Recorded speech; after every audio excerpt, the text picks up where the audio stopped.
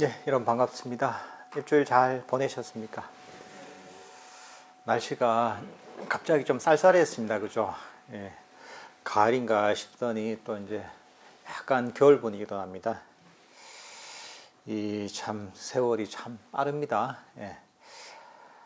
오늘도 저희가 아무도 남기지 않기를 가지고 불교 명상에 대해서 저희가 공부를 해보겠습니다. 저번 주에 저희가 팔정도를 쭉 하다가 이렇게 이제 중간에 이제 그 끝이 났는데, 오늘 이 다룰 부분은 바른 마음 챙김에 관한 부분입니다. 정념이죠, 그죠? 삼마 사띠라고 합니다. 여기서는 보면 아잔 브람스님이 이제 이 호주에 있는 보디아냐 그 사원에 선원에 계실 때 그 일화를 가지고의 마음 챙김을 설명을 하시는데요. 아잔 브람스님 같은 경우에는 한 80년대 한 초반 정도에 그 태국으로 건너가셔가지고 태국이 아니라 태국에서 호주로 80만 한 1, 2년 정도 될 것 같은데, 그때 건너가셔가지고 호주 퍼스에 이제 그 사찰을 세우셨는데, 호주 퍼스라는 데가 사실 지리적으로 굉장히 외진 곳입니다. 아마 세계에서 가장 이제 외진 그런 지역 중에 한 곳이거든요. 그러니까 시드니에서도 뭐 비행기를 타고 한 대여섯 시간 걸리고, 또 아마 싱가포르가 조금 더 가까울 거야, 아마. 그 정도로 되게 외진 도시고, 또 당연히 이제 요즘도 그렇지만 당시에는 불자가 거의 없었고, 뭐 몇몇 이제 그 태국 이민자들이랄까, 뭐 스리랑카 이민자들이랄까, 이런 이민자들이 있다 보니까 이민자들이 이제 서포트 해주는 정도였기 때문에 직접 일을 많이 하셨더라고요. 보니까 직접 다 뭐 건물도 짓고 그 도로도 깔고 모든 걸 다 일을 많이 하셨는데, 그래서 뭐 시내 가서 이제 공구도 사오고 이제 또 이제 건축 자재도 사오고 많이 왔다 갔다 하셨는데, 거의 매일 이제 그 시내까지 한 거리가 한 1시간 정도 되다 보니까 차를 타고 왔다 갔다 항상 하셨는데, 어느 날은 이 절이 그 언덕 위에 있는데 언덕 밑에서부터 한번 걸어가 보려고 한번 마음을 먹으셨던 모양이에요. 계속 차만 타고 다니다가 한번 한 30분 정도는 걸어보자 해서 이제 걸으셨는데, 이 차를 타고 가다 보면 풍경이 휙휙휙 지나가잖아요, 그죠? 지나가다 보니까 뭐 그냥 그런 풍경이다 싶었는데, 한번 걸어서 가보시니까 다가오는 풍경이 완전히 다른 거예요. 이게 옛날에 보지 못했던 뭐 계곡의 모습이랄까, 바위랄까, 또는 그런 나무랄까, 여러 가지 이제 평소에 보지 못했던 그런 아주 뭐랄까 아름다운 풍경들이 이제 처음으로 이제 눈에 들어오기 시작한 거죠. 사실 그렇잖아요, 이게 휙휙휙 우리가 이제 빨리빨리 지나가다 보면 풍경을 제대로 감상할 수가 없잖아요, 그죠? 그러니까 이 어떤 대상이 우리 눈에 들어와서 인식이 되기까지는 시간이 걸리는데, 빨리 뭐 자동차 같은 걸 타고 가다 보면 이제 그럴 만한 시간이 없는 거죠, 이게. 사실 이게 우리 마음 챙김하고도 좀 비슷한 게 있습니다. 이 차를 타고 갈 때 차를 속도를 내서 빨리 가면 이 풍광을 아주 적게만 우리 뭐랄까 이제 이 눈 속에 담을 수가 밖에 없는 것이고, 속도를 좀 늦추면 이제 좀 더 많이 이제 그 풍광들이 들어오고, 자동차에서 내려서 걸어가면 더 많은 어떤 풍광이랄까 이런 자연의 모습들을 볼 수가 있잖아요. 근데 가만히 멈춰서 지켜보면 더 많은 디테일들을 볼 수가 있잖아요, 그죠? 우리가 뭐 산에 가서 그냥 지나가다 보면 뭐 별게 없는 것 같지만, 가만히 서서 보면, 예를 들면 들꽃이 한 송 있으면 그 들꽃 한 송이도 보면 굉장히 아름답거든요. 조그만 들꽃이 보면 그 색상이랄까 모양이랄까 이런 것들이 너무나 이 아름답거든요. 이게 가만히 지켜보면 그렇게 아름다움이 드러나게 되는 거죠. 근데 우리가 빨리빨리 움직일 때는 그런 걸 사실 볼 수가 없잖아요. 그죠? 우리 마음 챙김도 사실 비슷한 측면이 있습니다. 이 마음 챙김이 강해진다는 것은 마음의 속도가 느려진다라고도 할 수가 있습니다. 평소에 우리 마음은 여기저기로 항상 달리고 있습니다. 마음이 잠시도 머물지 않습니다. 그게 이제 우리 마음의 속성입니다. 끊임없이 우리는 욕망의 대상을 쫓아다닙니다. 그러니까 이게 우리를 어떻게 중생들을 움직이는 원동력이고, 욕망이 어떻게 보면 중생들을 움직이는 원동력이고, 뭔가 이 하나의 내가 원하는 대상을 계속 쫓아가는 게 보면 우리 금생에 이 생에만 그런 게 아니라 죽고 나서 똑같습니다. 죽고 나서도 또 뭔가를 쫓아가고, 또 그 삶을 다 마감하고 나서도 또 쫓아가고, 또 쫓아가고, 이렇게 계속 끊임없이 시작 없는 과거부터 지금까지 또는 미래에도 끝이 없이 계속 뭔가를 잠시도 멈추지 못하고 쫓아가는 것, 이게 보면 윤회의 현실인 겁니다. 그래서 윤회를 삼사라라고 하잖아요. 삼사라라고 하는데 이 끊임없는 방랑이다라고 얘기합니다. 그 원어적 의미가 잠시도 머물지 못하고 뭔가를 끊임없이 쫓아가는 거죠. 여러분의 삶을 봐도 그렇잖아요. 다들 뭔가 하나의 목표를 쫓아서 또는 원하는 뭔가 성취를 쫓아서 또는 욕망의 대상을 쫓아서 이 사는 것이 우리의 인생사입니다. 이게 어떻게 보면 우리 마음을 마음을 반영하는 거죠. 속성이 그런 겁니다. 이게 우리 마음의 속성이. 근데 이제 우리가 명상을 통해서 우리가 마음을 닦는다는 것은 마음을 멈추는 과정이라고 할 수가 있습니다.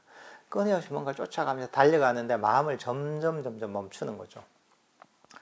명상 주제를 통해서 멈추고 또는 지혜를 통해서 멈추고, 어떻게 보면 움켜쥐던 것들 놓아버리는 거죠.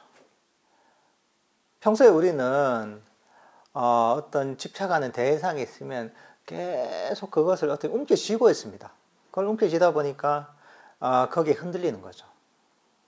우리가 생각이 흔들리고 감정이 흔들리고 이러면서 끊임없이 거기에 흔들리는데, 우리가 수행을 한다는 것은 이걸 놔버리는 거거든요. 놔버리니까 어떻게 됩니까? 우리가 막 움직이던 대상들을 잡고 있을 때는 거기에 끌려다니면서 계속 거기에 따라 흔들리지만, 이걸 놔버리고 거기에 관여하지 않으면 우리는 이 자리에 멈출 수가 있는 거죠. 우리가 앞에서 아나빠나사티 호흡 명상을 배웠잖아요. 호흡 명상이라는 거 그런 겁니다. 결국은 호흡이라는 명상 주제를 통해서 마음을 멈추기 위한 겁니다. 이게 딴 게 아닙니다. 보통 이게 호흡 명상하면 호흡을 아는 게 목적이라고 하지만 그렇지 않습니다. 호흡을 알을 통해서 여기저기로 막 움직이던 달리던 마음을 이 자리에 멈추는 겁니다. 이게 호흡은 마음의 멈춤을 위한 수단인 겁니다. 이게 우리가 또 어떤 지혜를 얘기하잖아요. 우리 생각이 무상하다, 감정이 무상하다, 뭐 이렇게 이제 지혜로서 바라보면서 이런저런 생각과 감정에서도 벗어날 수 있잖아요. 그렇게 되면 어떻게 되느냐? 이것도 결국 마음을 멈추기 위한 겁니다. 생각과 감정을 내 것이라고 여기면 우리는 거기에 휘둘릴 수밖에 없습니다. 거기에 완전히 빠져서 생각과 감정이 움직이는 대로 휘둘리는 거죠. 근데 이게 무상하구나, 실체가 없구나 이렇게 보고 그걸 놔버리면, 그러면 우리는 휘둘리지 않고 이 자리에 멈출 수가 있는 거죠. 수행의 과정이라는 게 멈춤의 과정이다라고 할 수가 있습니다. 멈추면 아까 우리 풍광 얘기했지만 그 멈췄을 때 우리가 그 평소에 보지 못했던 풍광들을 아주 자세하게 그 아름다움들을 볼 수 있는 것처럼 우리가 이렇게 놓아버리고 마음이 멈췄을 때, 속도가 줄어들 때 우리 마음은 더 많은 것들을 볼 수가 있습니다. 마음이 깨어나는 겁니다. 어떻게 보면 우리 마음의 더 아름다운 측면들을 볼 수도 있는 겁니다. 마음이, 어두웠던 마음이 밝아지는 겁니다. 어떻게 보면 여기서 내면의 행복들이 생긴다고도 할 수가 있습니다. 달리던 마음이 멈춰서 마음이 밝아지고 깨어나고 더 많은 것들을 볼 수가 있는 거죠. 그래서 우리가 마음 챙김이 강해지면 우리의 몸과 마음을 더 있는 그대로 볼 수가 있습니다. 바깥의 대상들도 훨씬 더 있는 그대로 더 볼 수가 있습니다. 이게. 마음이 깨어나고 밝아지고 알아차림이 강해지기 때문이죠.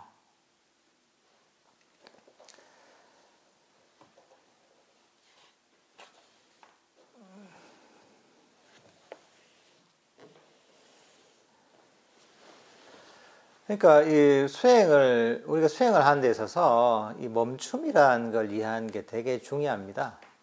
잘못 수행을 이해하면 수행을 하면서 오히려 멈추는 게 아니라 더 달릴 수가 있습니다. 수행이라는 것을 뭔가 명상 주제가 있다. 명상 주제를 놓치지 않는 것.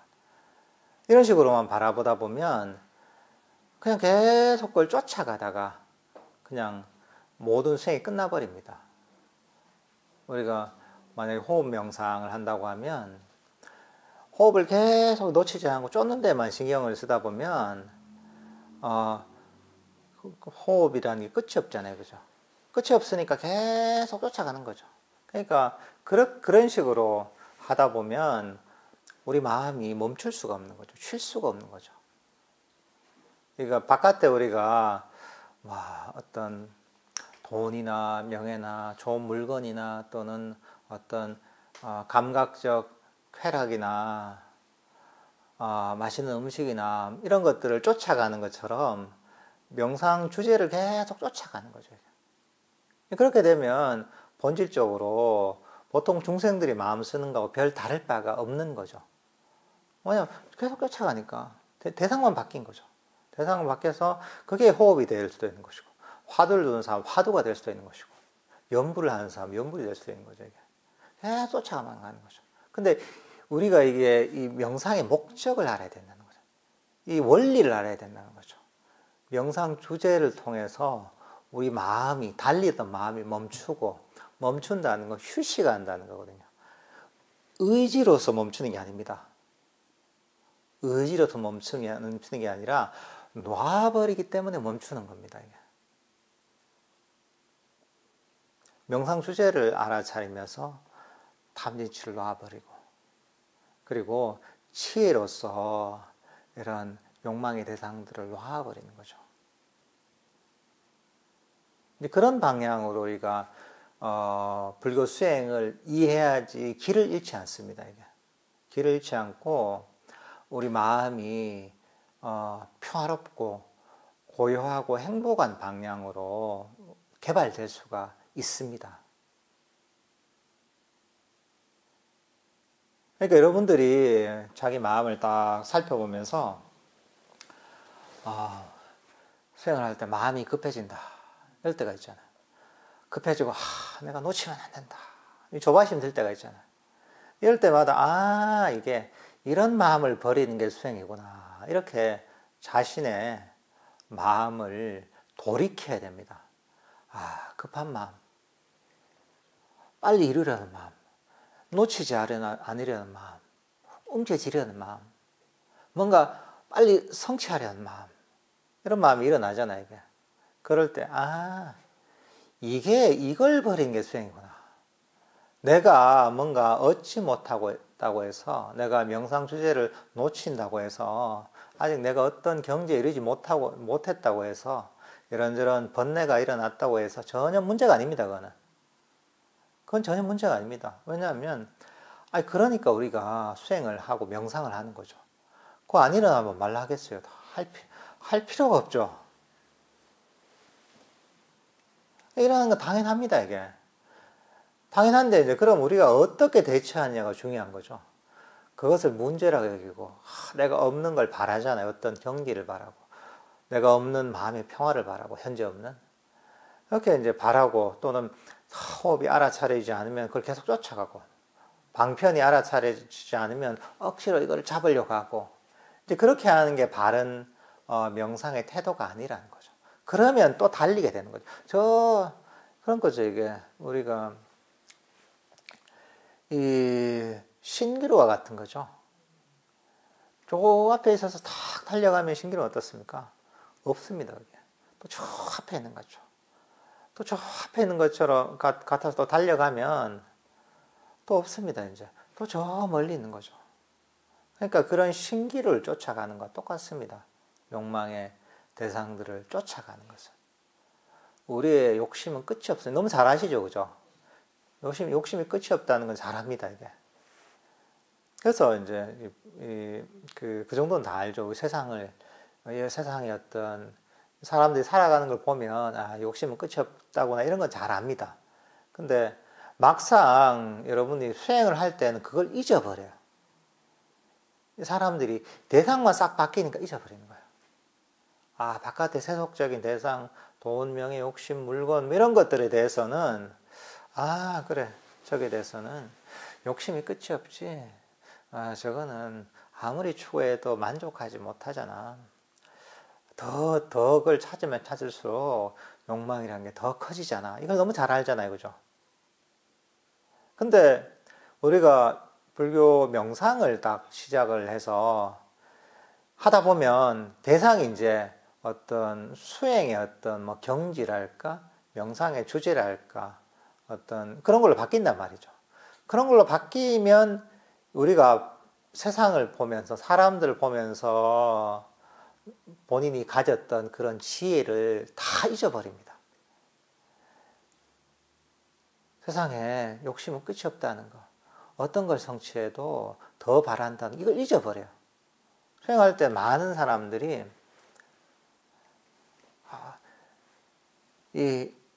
뭔가 내가 없는 걸 바랍니다.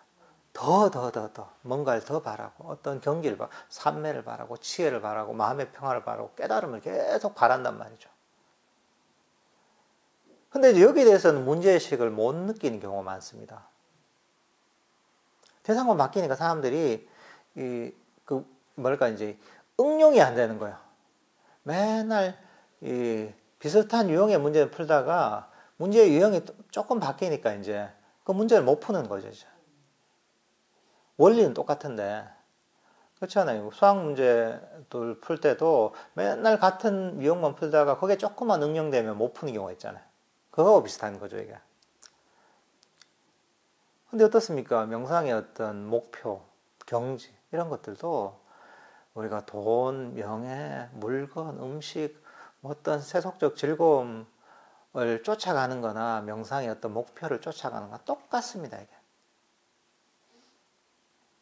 내가 현재 마음이 평안없지 않나요? 마음이 평안없기를 바라. 그것도 없는 걸 쫓아가는 겁니다, 가공에. 내가 지금 깨닫지 않았는데 깨달음의 경지를 생각해서 그걸 막 쫓아가는 그것도 결국은 욕망의 대상을 쫓아가는 겁니다. 그러니까 이걸 알아야 돼요. 어쨌든 끊임없이 뭔가를 쫓아가는 것, 그것을 갈구하는 것, 이거를 부처님이 버려라고 하셨던 거죠. 부처님이 바깥에 돈, 명예, 음식, 물건 뭐 그런 데 대한 집착은 버리고 명상의 어떤 삼매랄까 깨달음이랄까 명상의 경지 이런 것들은 자꾸 갈구하고 원해 이렇게 얘기하신 적이 없습니다.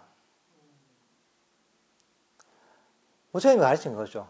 그게 대상이 뭐가 됐든지 간에 그런 원함이랄까 뭐랄까 갈구함, 어떤 대상을 얻고자 하는 마음, 이런 것들을 버리라고 하신 거죠. 이게. 그걸 버려야지 마음이 달리던 마음이 멈출 수가 있는 거죠.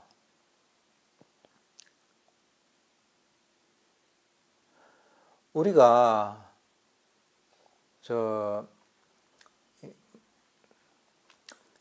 만약에 이제 해운대 백사장을 향해서 달리든 아니면 저 청사포 바닷가를 향해 달리든 달리는 건 똑같잖아요.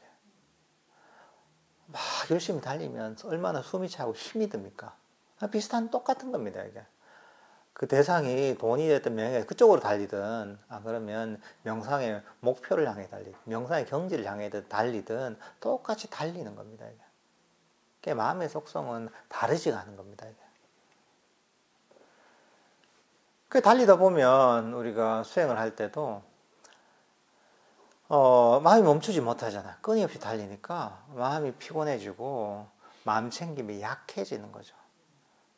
그러니까 사실은 거기서 괴로움이 싹 트는 겁니다. 정신적 에너지가 고갈이 되는 겁니다, 이게.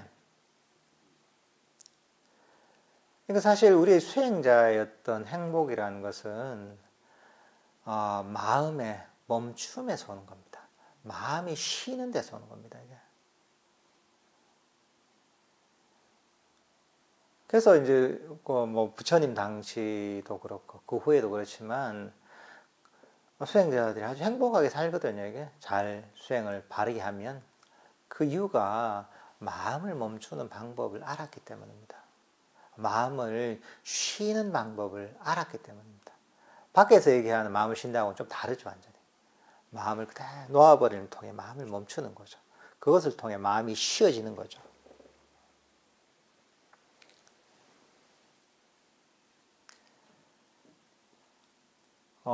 사실 이렇게 우리가 불교 수행을 이런 방향으로 사실은 닦아 나가야 됩니다. 우리가 이제 사념처에 대해서 배우면서 앞쪽에서 그런 내용이 있다고 했죠. 세상에 대한 욕심과 싫어하는 마음을 버리고 이런 얘기를 했잖아요. 이거는 사념처 수행을 하기 전에 5가지 장애를 버린다 이런 의미를 했다고 했잖아요. 그 다음 나온 게 뭐냐면 근면하고 분명히 알아차리고 마음 챙기면서 머문다 라고 합니다. 분명히 알아차리고 라고 합니다. 분명히 알아차리고 마음 챙기면서 머문다 이럽니다. 그러니까 수행할 때 분명히 알아차려야 된다는 거죠. 분명히 알아차린다는 것은 빨리어로 쌈빠잔냐라고 합니다. 쌈빠잔냐. 그래서 우리가 아까 마음 챙김 얘기했지만 마음 챙김은 이것만 존재하면 안 됩니다. 이게 바른 마음 챙김이 되려면 여기에 금방 얘기했던 분명하게 알아차림이 있어야 됩니다. 보통 한자로 정념정지라고 합니다. 바른 마음 챙김과 바른 암이라고 해서 여기 분명히 알아차리는 것이죠. 그럼 이게 분명히 알아차린다는 것, 쌈빠졌냐가 뭐냐? 이게 자주 쓰이는 단어인데 이건 지혜를 의미하는 겁니다. 그러니까 싸띠 쌈빠졌냐, 마음 챙기고 분명히 알아차린다. 이거는 싸띠 빠냐와 같습니다. 빠냐가 지혜입니다. 싸띠와 지혜는 항상 함께 있어야 됩니다. 가전자 스님도 이런 얘기를 항상 잘 하시거든요. 지혜, 그러니까 단순히 알아차림만으로는 충분하지가 않은 거죠. 거기에는 지혜가 있어야 되는 거죠. 그러니까 우리가 알아차린다 하면 오해를 하는 경우가 있습니다. 알아차린다는 게 불교적으로 바른 마음 챙김, 바른 알아차림이라는 게 단순히 우리의 몸을 안다거나 우리 마음을 있는 그대로 안다거나 이 정도로 생각하는 경우가 많습니다. 근데 사실은 그걸로는 많이 부족합니다. 이게. 거기에는 지혜가 포함되어 있어야 됩니다. 이제 그걸 설명하기 위해서 여기 1화가 나옵니다. 어떤 일화가 나오냐면 이 베트남 하노이에서 이제 불교 뭐 세미나 같은 게 있었나 봐요. 거기서 이제 나름 이제 불교 학자나 또는 스님들 또 전문가들이 이 토론을 하고 그 다음에 이제 발표를 하는 시간이 있었는데 그 중에 한 발표자가 쭉 자기 자리에 앉아 있다가 이제 연단으로 쭉 올라가는 거예요. 연단으로 올라가는데 속도가 너무 느린 거야.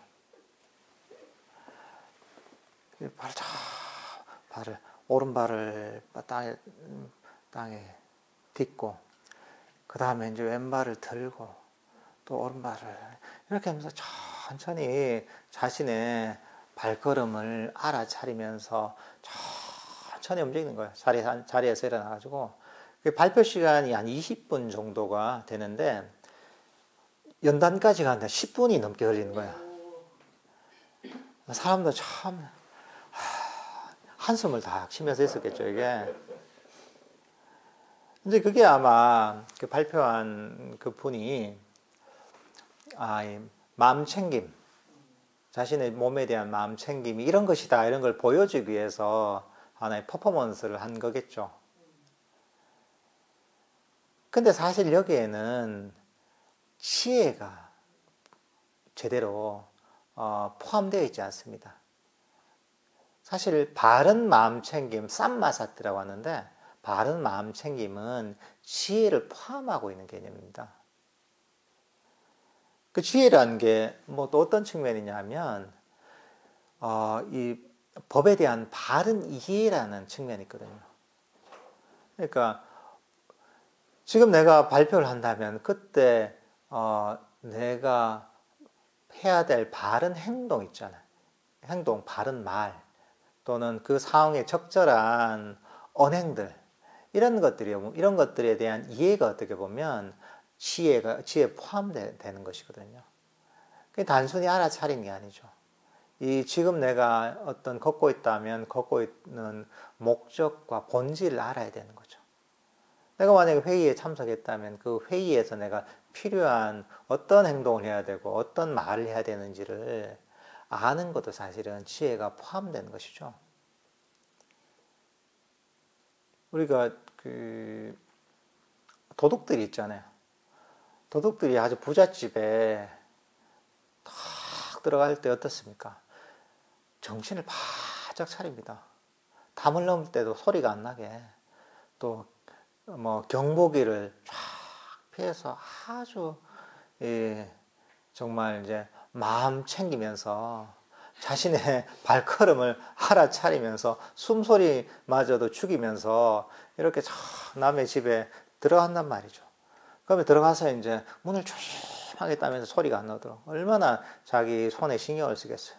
그래서 발을 살금살금 움직이면서 얼마나 자기 몸에 신경을 쓰고 그런 잠시도 정신을 놓치지 않으면서 그렇게 움직이겠어요, 그죠? 물건을 빼낼 때도 마찬가지죠.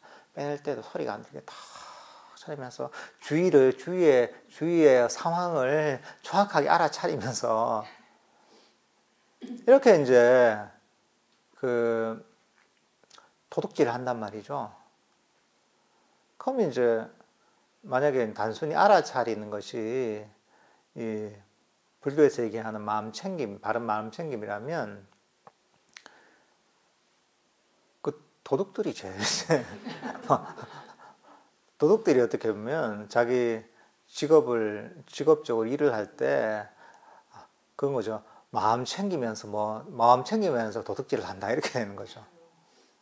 이게 뭐냐면 그 행위 자체가 보면 그런 거죠. 이제 이 행위 자체가 어떤 의미를 갖고 있는지. 예를 들면 도둑질 같으면 그게 악업이잖아요. 악업이고 그게 남들한테도 괴로움을 가져오고 그게 본인에게도 그 악업의 결과가 다가오는 거잖아요. 근데 그런 것들에 대한 이해가 없이 단순히 알아차리는 것은 그게 이제 바른 마음 챙김이 아닌 거죠. 그리고 사실 그렇게 해서는 마음이 고요하게 멈추지 않습니다. 기본적으로 법을 제대로 이해하고 선법을 실천할 때 우리 마음에서 번뇌가 사라집니다. 단순히 알아차린다고 해서 그게 되지 않습니다. 도둑질 하면 얼마나 불안하겠어요. 그죠? 죄책감도 있을 것이고, 또는 잡힐까 봐 불안한 마음도 있을 것이고, 그것들이 나에게 고통을 갖고, 또 그 자신의 그런 악업이 쌓여서 또 안 좋은 그런 어떤 그 일을 또 당하게 되거든요. 괴로움이 생기는 거죠. 그러니까 지금 바른 마음 챙김이 있으면 단순히 알아차린 게 아니라 지금 내가 하고 있는 행위가 선업인지 악업인지, 나와 남들에게 이게 평화와 행복을 가져오는지, 안 그러면 괴로움을 가져오는지, 그런 걸 알아야 되는 거죠. 그러니까 내가 하는 행위의 어떤 그 결과가 무엇인지, 이런 것들을 알아야지 사실은 그 지혜가 있는 거죠. 전쟁터에 가서도 그렇습니다. 전쟁터에 가서 우리가 이제 총을 들고 적을 겨냥해서 정신을 엄청 집중을 해야 되거든요. 이거는 탁 집중을 해서 숨을 탁 죽이면서 탁 쏜단 말이죠. 적을 향해서. 어떻게 보면 그렇지만 그때는 되게 정신을 차려야 되거든요. 마음 깨어 있어야 되거든요. 그 조준에 정확. 근데 이제 사실은 그렇게 적군을 향해 총을 쏘면 상대를 죽이는 거잖아요. 이게. 그게 굉장히 큰 악업이잖아요. 이게. 그러니까 사실은 이 지혜가 없는 거죠, 여기는.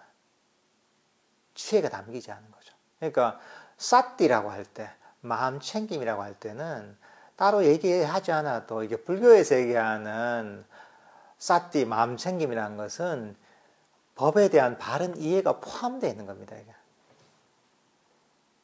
근데 그게 없이 이제 우리가 단순히 알아차리는 것이다 이러면 이 바른 마음 챙김에 대한 이해가 사실은 없는 거죠, 이게.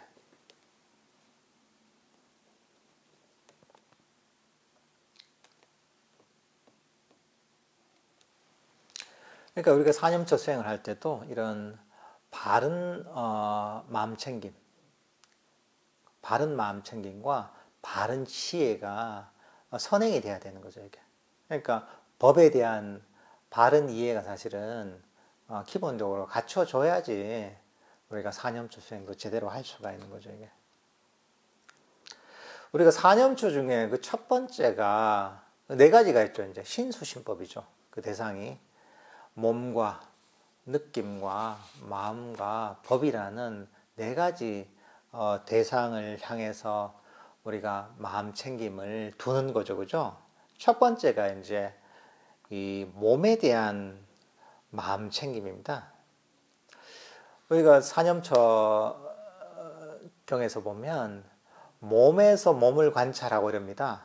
몸에서 몸을 관찰하면서 마음 챙기며 머문다 이렇게 되어 있습니다. 근데 보통 이런 구절을 읽으면 몸에서 몸을 관찰한다. 이게 무슨 얘기인지 이해가 안 됩니다. 그죠? 몸에서 몸을 관찰해? 한번 해보십시오. 몸에서 몸을 어떻게 관찰하는가? 몸에서 몸을 어떻게? 의식을 몸에 두고 그 몸이 또 이해가 안 되잖아요. 근데 관용적 표현입니다. 그냥 몸을 관찰하고 이런 의미인데 그냥 빨리에서 관용적으로 그렇게 쓰는 겁니다. 그렇게 쓴 걸 그냥 직역을 한 겁니다. 몸을 관찰하는 것이죠. 이게 몸에서 몸을 관찰한다는 것은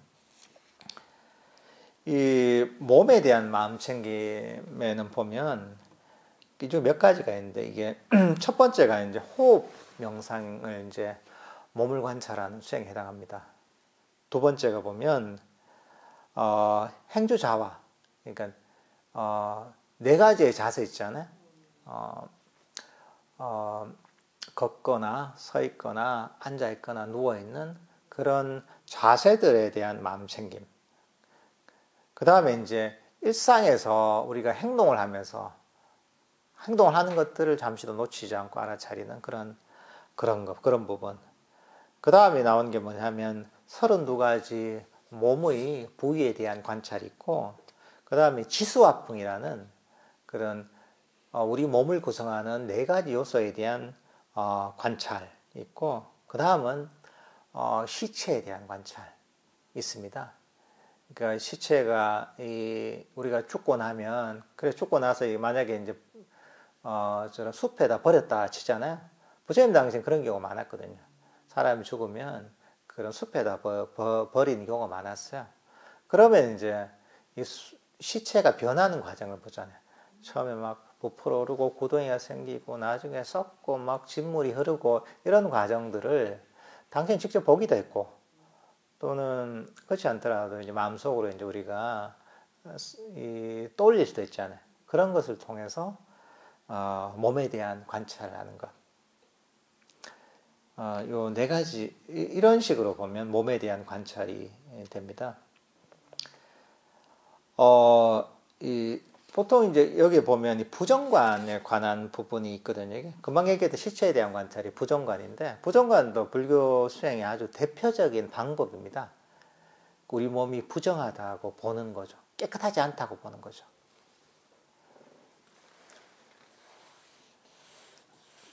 왜 그렇게 보냐 하면 우리는 몸에 대한 집착이 대단하거든요. 몸에 대한 집착이 대단해서 우리 몸을 너무 사랑하고 너무 집착하고 그리고 우리 몸을 자신이라고 여기거든요. 그 집착과 그 집착을 끊어내기 위해서 가라앉히기 위해서 이 부정관을 하는 거죠. 이 부정관을 통해서 보면 우리의 어떤 탐진치와 5가지 장애들을 가라앉힐 수가 있는 거죠. 이게.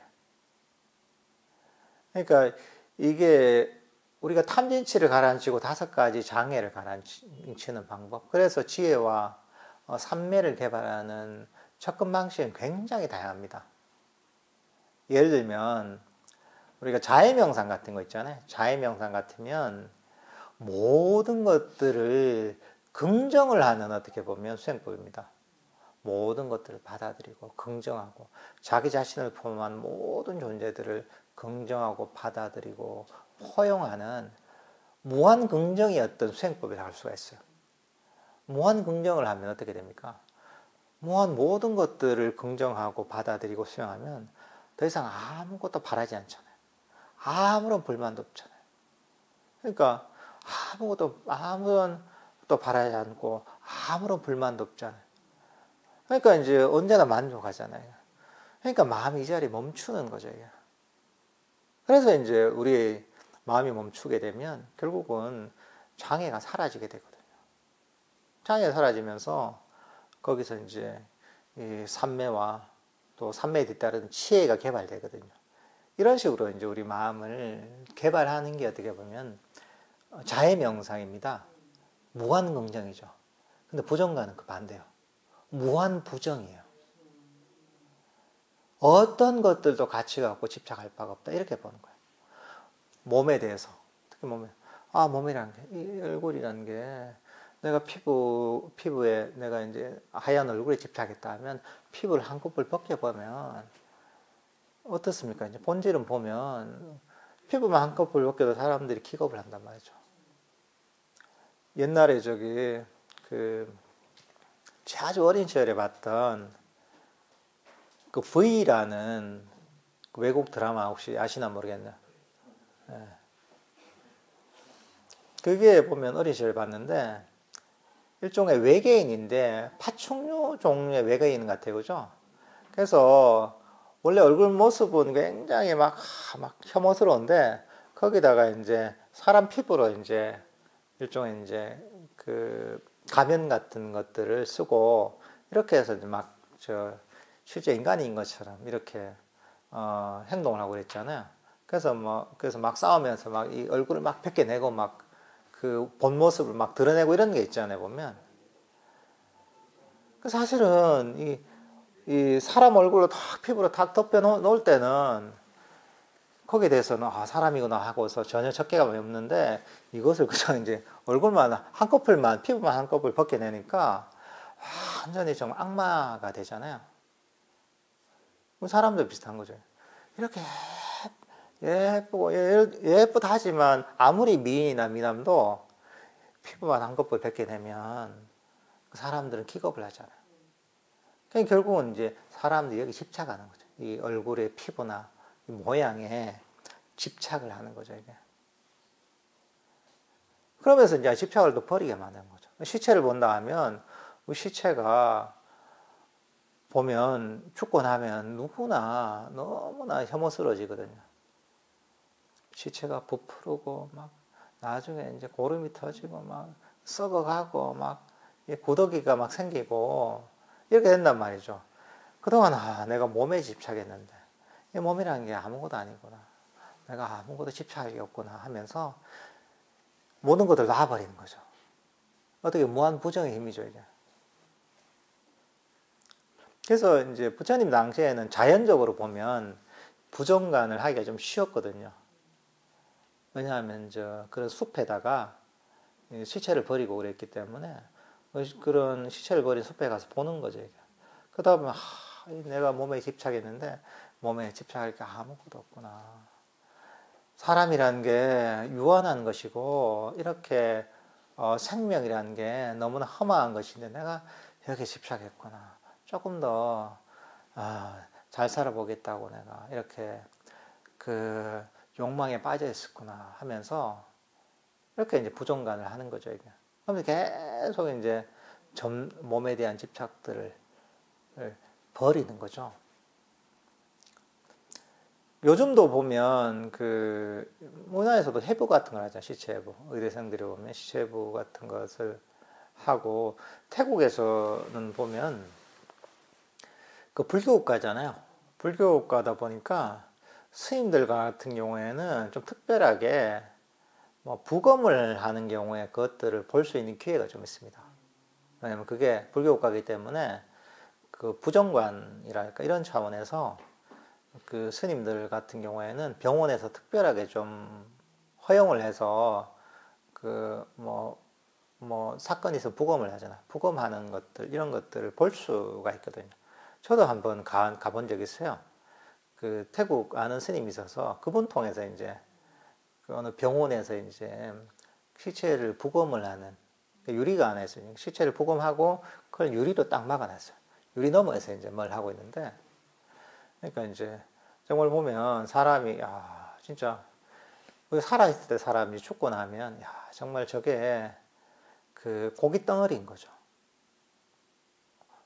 고깃 덩어리라서 막 자르고 내장도 꺼내고 이렇게 막 부검을 하는 거죠. 그런 걸 보면 어떻게 보면 이게 이 몸이라는 것도 영원한 게 아니고 결국은 이게 내 몸에 집착했는데 이것도 생명을 잃고 조금만 지나면 저렇게 추해지고 더러워지고 이런 것이구나 하는 것들을 어떻게 보면 그런 것을 통해서 또 이제 인식을 할 수가 있는 거죠, 이게.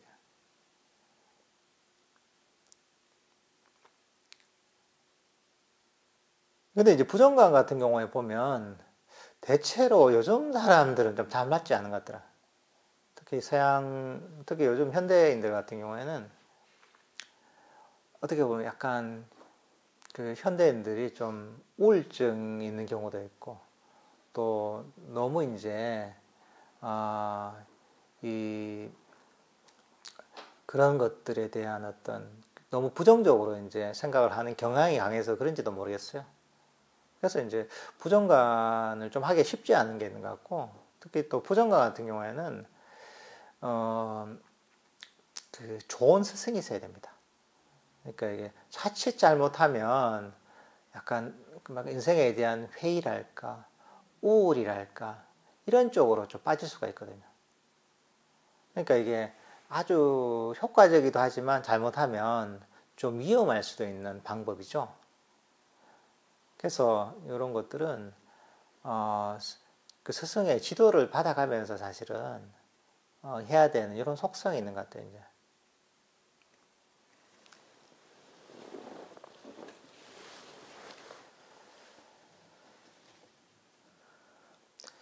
그리고 또 보통 남방에서 이제 스님들이 계를 받잖아요. 삼위계를 받을 때 5가지 명상 주제를 주면서 이걸 의식에 그게 나와 있습니다. 그 5가지 명상 주제를 주는데 그게 뭐냐 하면 머리털, 몸털, 치아, 손톱, 피부입니다. 5가지. 머리털, 몸털, 치아, 손톱, 피부. 이거에 대해서 이제 우리가 일종의 부정관을 하라 이렇게 가르치거든요. 머리털, 이 특징이 뭐냐 하면 머리털, 몸털, 손톱, 피부, 치아라는 게 결국은 이게 전부 죽은 부분입니다. 머리털도 보면 피부 속에 맞춰 있는 건 살아있지만 피부 밖에 나 있는 것은 다 죽어 있는 거단 말이에요. 그러니까 자르니까 안 아프잖아요. 잘라도 안 아프잖아요. 몸에 있는 털도 마찬가지죠. 털도 잘라도 안 아프잖아요. 피부 속에 있는 건 살아있지만 피부 밖에 보이는 건 다 죽은 거거든요. 그러니까 우리 몸에 있지만 벌써 죽은 거죠. 그리고 손톱도 마찬가지입니다. 손톱 깎잖아요. 이 죽은 거죠, 이게. 저 피부 속에 박혀 있는 건 살아있겠지만 이 밖에 나오는 것, 이런 것도 죽은 거죠, 이게.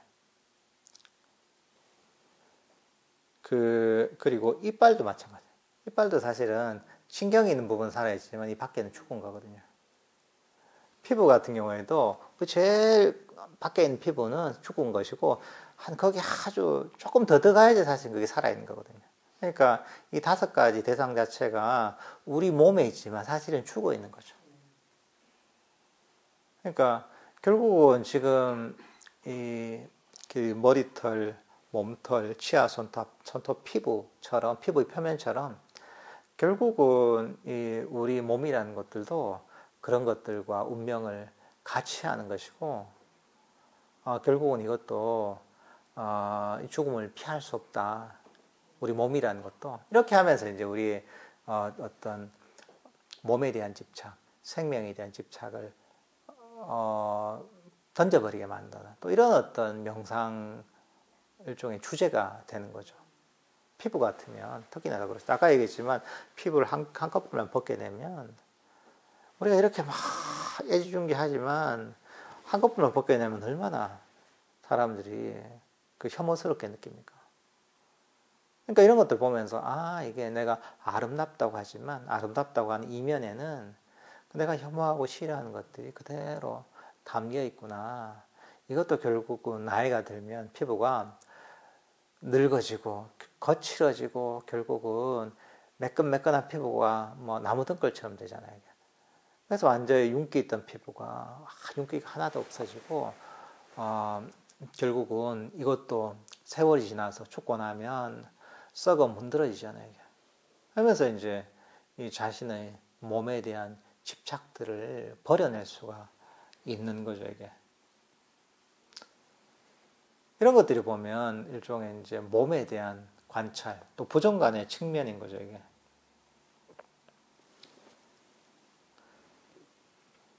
그러니까 이게 우리가 그 탐진치를 가라앉히고 마음에 5가지 장애를 명상의 5가지 장애를 가라앉힌 데는 접근 방식이 다양한 거죠. 이런 부정관적인 접근 방식도 있는 거죠. 근데 모든 걸 다 해야 되는 거 아닙니다.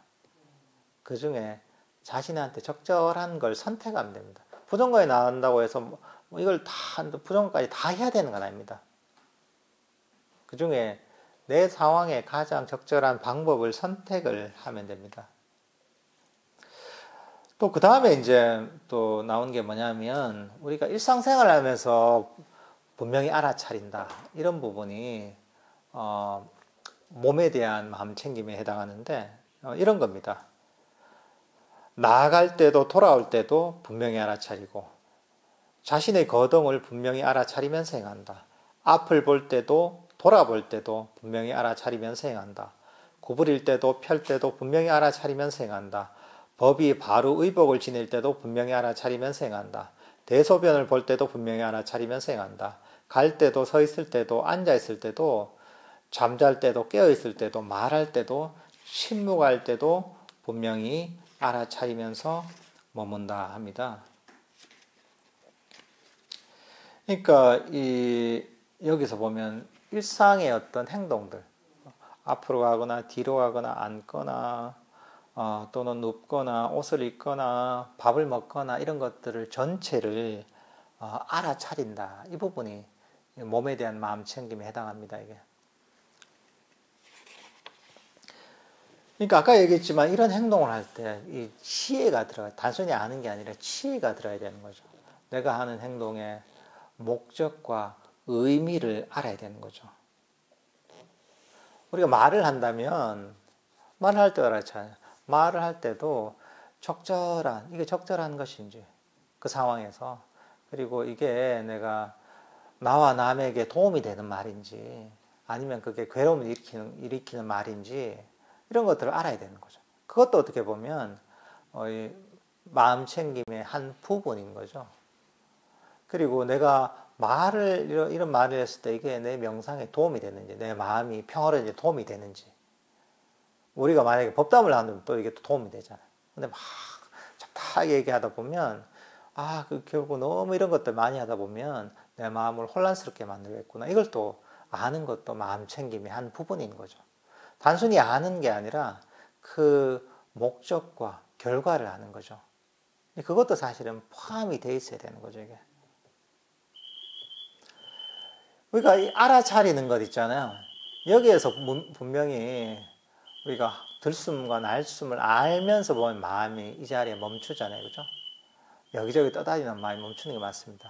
이렇게 일상의 행동들을 알 때도 사실 마찬가지입니다. 이거는 한편으로는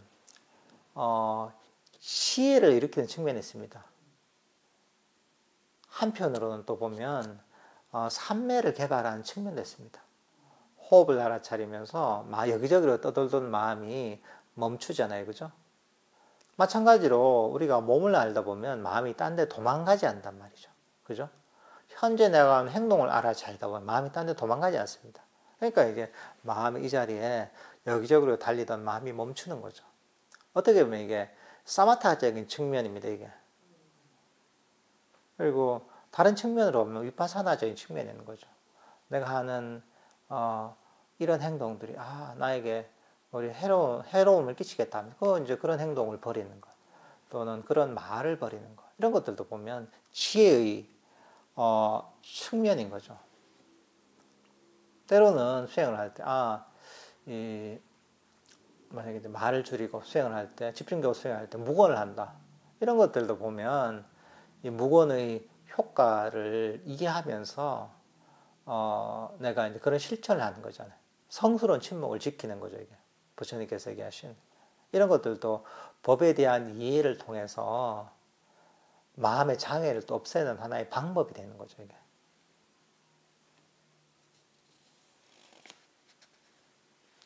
뭐 잠을 잔다 이런 것도 마찬가지입니다. 잠자는 걸 알아차린다 이런 측면도 있지만 그런 측면으로 본다면 내가 이제 일종의 사마타적인 측면인 것이고, 한편으로 보면 잠을 잘 때 내가 내 몸 상태에 따라서 적절하게 잠을 자는 것도 내 명상에 굉장히 중요하거든요. 너무 피로하게 자면, 잠을 적게 자면 정신이 맑지 못해서 피로해서 마음이 깨어있지 못하잖아요. 그러니까 이제 내 몸 상태에 맞게 적절하게 잠을 자는 것, 또는 적절한 시간에 자는 것, 이런 것들도 보면 결국은 나의 수행의 발전에 직접적으로 연관이 되어 있잖아요.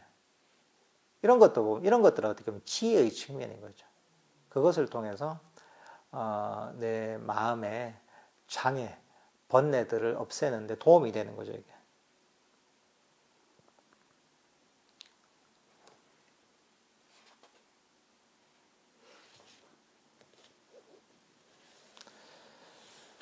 그러니까 사실 이게 이 보통 사념처 수행이라고 할 때 하는 항상 두 가지가 다 포함되어 있습니다. 이 삼매를 개발하는 측면, 지혜를 개발하는 측면들이 다 포함되어 있습니다. 그 사람의 수행의 수준에 따라 다르겠죠. 우리가 처음에 이 사념처경에 나오는 첫 부분에 나오는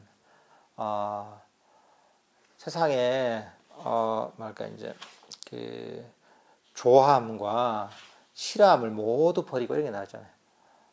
그렇게 해서 이제 선정을 성취한 사람이 5가지 장애를 다 가라앉히잖아요. 세상에 대해서 욕심과 싫어하는 마음을 버리고, 이 정도 수준이 된 사람은 사실은 이런 몸에 대한 관찰을 통해서 아주 깊은 통찰을 이끌어낼 수가 있는 거죠. 이 몸이라는 것이 무사한 것이고, 이것도 조건지어진 것이고, 몸의 행동이란 것도 결국은 이게 조건지어진 것이고, 이게 내게 아니고, 이런 것들을 통찰하는 거죠. 몸이라는 것들도 영원한 게 아니라 결국은 사라지게 되는 것이고, 몸이라는 것이 결국은 이 이런 어떤 정신과 물질이 조건지어져서 지금 일시적으로 유지가 되는 것이지만 이게 조건이 바뀌면 이것도 결국은 분해가 되는 것이다. 뭐 이렇게 또 이해할 수도 있는 거죠. 그러니까 이 삼매의 수준에 따라 보면 자기가 성취한 삼매 수준에 따라 때로는 이게 깨달음을 일으키는 깊은 통찰을 일으킬 수 있는 것이고 또 그 정도가 아니라면 또 이게 만약에 아까 일상의 알아차림 얘기했지만 그런 것들을 통해서 우리의 삼매를 개발하는 마음 챙김을 개발하는 또 그런 하나의 수행법이 될 수도 있는 거죠. 이게 두 가지 측면이 다 있는 겁니다. 이게.